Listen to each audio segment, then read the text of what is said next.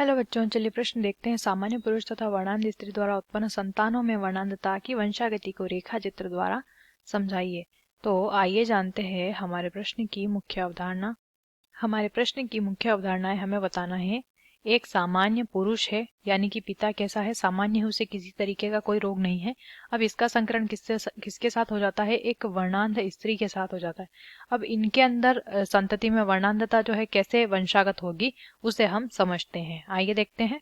पहले हम समझ लेते हैं वर्णांधता के बारे में। वर्णांधता क्या होती है? देखिए, वर्णांधता जो है ये एक ऐसा रोग होता है, एक ऐसा रोग, ठीक है, अनुवांशिक रोग होता है।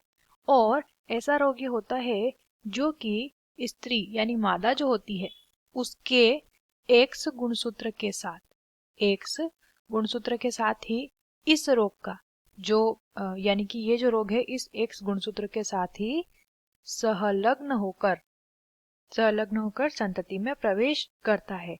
अब ये जो वर्णांधता है ये होती क्या है? इस रोग को कहते हैं कलर ब्लाइंडनेस, भी इसे कहते हैं।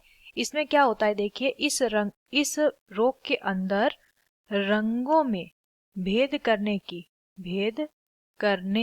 की व्यक्ति की जो क्षमता होती है वो क्षमता कम हो जाती है। उस क्षमता का कम होना, जैसे कि जिस व्यक्ति को ये रोग हुआ है वो लाल व हरे रंग में भेद नहीं कर पाता, या फिर नीले या हरे रंग में भेद नहीं कर पाता। तो ये जो रंगों में भेद नहीं करने की क्षमता है इसी को वर्णांधता कहते हैं। आइए देखते हैं।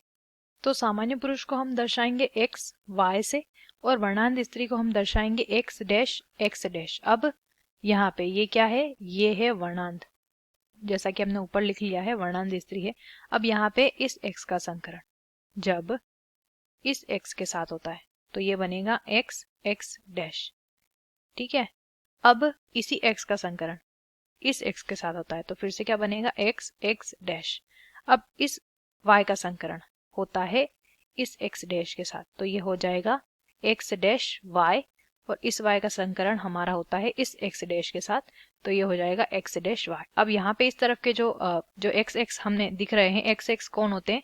x x पुत्री होती है और x y होता है पुत्र। तो अब यहाँ पे जो पुत्री है, चूंकि महिलाएं इस रोग की वाहक होती है, उनके x गुणसूत्र के साथ इस वर्णांधता रोग का जीन जो है वो संलग्न होता है।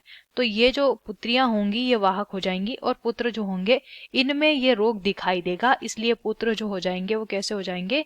वर्णांध हो जाएंगे। तो अब यहाँ पे प्रश्न के अनुसार वंशागति में देखिए 50% लड़कियां संतति जो हुई है उनमें 50% लड़कियां कैसी हैं?